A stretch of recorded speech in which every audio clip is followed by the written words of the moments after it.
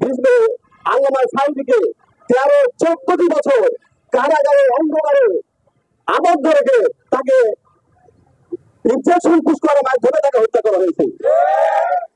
আপনারা জানেন 5ই মে এদেশের ওলামায়ে কেরাম ছাত্র চত্বরে সমাবেশ দেখেছিল। সেখানে তারা রাতের অন্ধকারে বাতি নিভিয়ে দিয়ে তার নির্মম ভাবে তার গণহত্যা চালিয়েছিল। তাই নয়, তাদের উপর তাদের যারা প্রতিবাদ করেছে তাদেরকে গুম করেছিল তারা, এবং তাদের একটা গুমের একটি আয়না ঘর করেছিল, সেখানে যাদেরকে গুম করা হতো তাদের চোখ বেঁধে হাত বেঁধে মাসের পর মাস বছর পর বছর সেখানে তাদেরকে অন্ধকারে প্রকোষ্ঠে তাদেরকে ঢুকে রাখতো। এদের নির্যাতন নিপীড়নের কাহিনী শেষ করা যাবে না। যারাই প্রতিবাদ করেছে তাদের বিরুদ্ধেই তারা নির্মম নির্যাতন চালিয়েছে। বিশেষ করে আপনারা জানেন জামাত ইসলামের অসংখ্য নেতা তারা হত্যা করেছিল। সাঈদী সাহেবের মামলা রায় ঘোষণা করা হয়, সেদিনও তারা 1.5 শতাধিক তারা প্রতিবাদী জনতার বুকে গুলি চালিয়ে তারা হত্যা করেছিল। সম্মানিত ভাইরা আমরা জামাত ইসলামীকে না, তারা এদেশের গণমানুষের ভোটের অধিকারকে কেড়ে নিয়েছিল।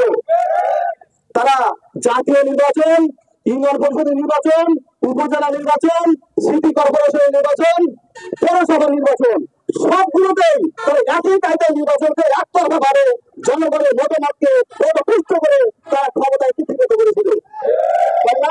14 সালের স্টাইল ছিল যখন, 18 সালের স্টাইল ছিল আর যখন, 2024 সালের স্টাইল ছিল আর এক রকম। সেটা পৃথিবীর মানুষ এরকম গণতন্ত্র কোথাও দেখে নাই। এরা গোটা জাতিকে বোকা ভেবেছিল, জাতির সাথে তারা উপহাস করছিল, তারা এই জাতির প্রশংসা বসেছিল, আর জনগণকে করেছিল কৃতদাস। কি বললো ওরা?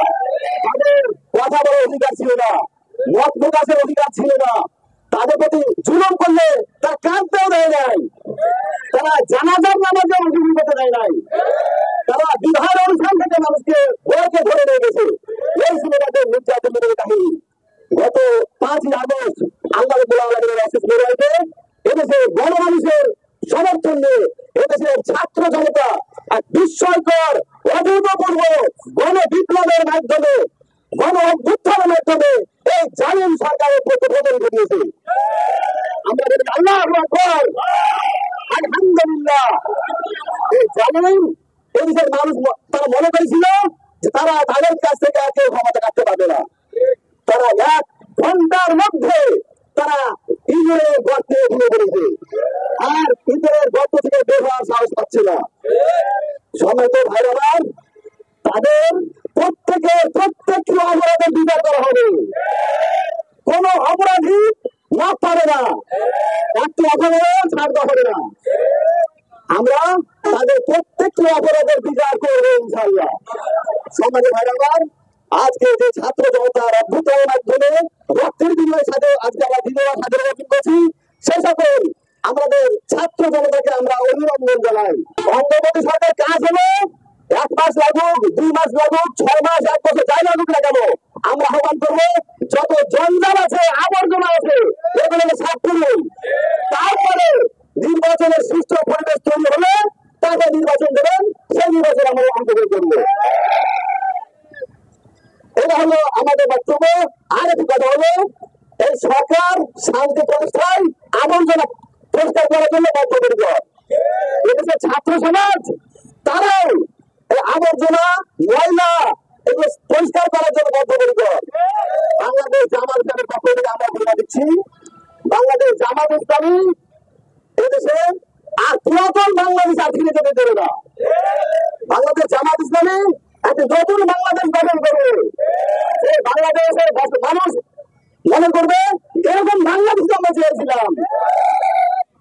এমন একটি বাংলাদেশ প্রতিষ্ঠা করার জন্য আমি আছি। দল, মত, জাতি, ধর্ম, বর্ণ নির্বিশেষে সকলকে ঐক্যবদ্ধ থাকার আহ্বান জানাচ্ছি।